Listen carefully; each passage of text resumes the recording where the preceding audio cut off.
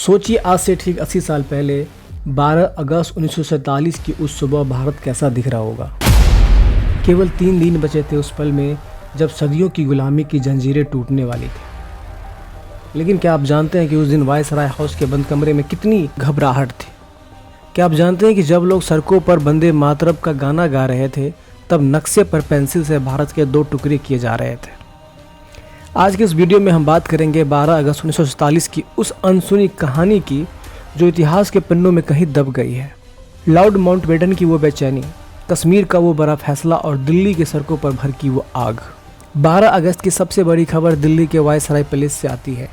Lord Mountbatten की, जो भारत के आखिरी वायसराय थे, बेहद तनाव में थे और वजह थी बाउंड्री कमीशन की रिपोर्ट। ब्रिटिश अधिकारी सर सिरिल रेडक्लिफ को भारत और पाकिस्तान के बीच बंटवारे की लकीर खींचने की जिम्मेदारी दी गई थी। और विडंबना देखिए कि रेडक्लिफ इससे पहले कभी भारत आए ही नहीं थे।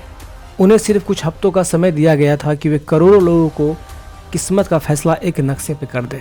12 अगस्त को माउंटबेटन इस रिपोर्ट का बेसब्री से इंतजार कर रहे थे। रिपोर्ट आने में देरी हो रही थी और इस वजह से उस दिन में होने वाली मीटिंग को 2 बार पोस्टपोन करना पड़ा था। शाम को जब बैठक शुरू हुई तो मुद्दा यही था कि अगर रिपोर्ट आज नहीं आया तो फिर क्या होगा। कहा जाता है कि रेडक्लिफ ने पंजाब और बंगाल के बंटवारे की रिपोर्ट तैयार कर ली थी, लेकिन सिलहट असम का एक हिस्सा को लेकर बहुत पेच फंस रहा था। माउंटबेटन बहुत डरे हुए थे, अगर सीमाएं तय किए बिना आज़ादी दे दी गई तो दोनों देशों के बीच गृह युद्ध छिड़ जाएगा। अब चलते हैं उत्तर की ओर। पहाड़ियों की गोद में बसे कश्मीर, जहां दिल्ली में बंटवारे की लकीरें खींचे जा रही थी, वही कश्मीर के महाराजा हरि सिंह एक अलग ही कस्म में थे। 12 अगस्त 1947 तक महाराजा ने यह तय नहीं किया था कि वे भारत के साथ जाएंगे या फिर पाकिस्तान के साथ। वे कश्मीर को एक अलग ही देश बनाना चाहते थे, एक स्वतंत्र देश। उन्होंने दोनों देश के साथ स्टैंड स्टिल एग्रीमेंट का समझौता करने की कोशिश की। पाकिस्तान ने तो इस समझौते पर हस्ताक्षर कर दिए, लेकिन भारत ने सावधानी बरती। राजा को अंदाजा था कि यह मुद्दा आने वाले समय में एक बहुत बड़ा विवाद बन सकता है। कश्मीर को लेकर जो तनाव 12 अगस्त को शुरू हुआ, उसने आगे चलकर घाटी में दशकों तक चलने वाले आतंक और संघर्ष की नींव रखी थी। जहां एक तरफ कश्मीर को लेकर कसमकस था, वहीं दूसरी तरफ कुछ सुखद खबरें भी आ रही थी कि सरदार वल्लभ भाई पटेल और बीपी मेनन दिन रात एक कर रहे थे ताकि भारत को एक सूत्र में पिरोया जा सके। 12 अगस्त 1947 को ही मद्रास प्रेसिडेंसी और उदयपुर मेवाड़ जैसी बड़े रियायतों ने भारत में विलय की औपचारिक घोषणा की। आज़ादी की इस खुशी के पीछे एक स्याह हकीकत भी था। सांप्रदायिक नफरत की आग सुलग रही थी और 12 अगस्त को दिल्ली में एक बड़ी घटना हुई। मोहम्मद अली जिन्ना द्वारा शुरू किए गए अखबार डॉन के दफ्तर में हिंदू चरमपंथियों ने आग लगा दी थी।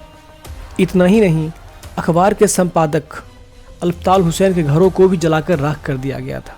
यह इस बात का संकेत था कि बंटवारा सिर्फ ज़मीन का नहीं हो रहा है, बल्कि दिलों में नफरत की गहरी खाई खोदी जा रही थी। दिल्ली, जो कभी अपनी तहजीब के लिए जानी जाती थी, उस दिन धुएं और डर के साए में थी। लेकिन दोस्तों, इन तमाम राजनीतिक तनाव और तंगों के बीच आम हिंदुस्तानी के लिए एक उत्सव का समय था। 12 अगस्त 1947 को देश की सड़कों पर जो मंजर था वो रोंगटे खड़े कर देने वाला था। हर शहर, हर गली में वंदे मातरम और इनकलाब के जिंदाबाद के नारे गूंज रहे थे। लोगों को पता था कि अब सिर्फ 72 घंटे बचे हैं। वो पीढ़ी जिसने गांधी, नेहरू और भगत सिंह के सपनों को जिया था, वो अब अपनी आंखों से आज़ादी को हकीकत बनते देख रही थी। 12 अगस्त 1947 का दिन विरोधाभासों से भरा था। एक तरफ एक नए राष्ट्र का जन्म की खुशी, तो दूसरी तरफ अपने ही भाइयों से बिछड़ने का गम। एक तरफ सरदार पटेल भारत को जोड़ रहे थे, तो दूसरी तरफ रेडक्लिफ की कलम भारत को काट रहा था।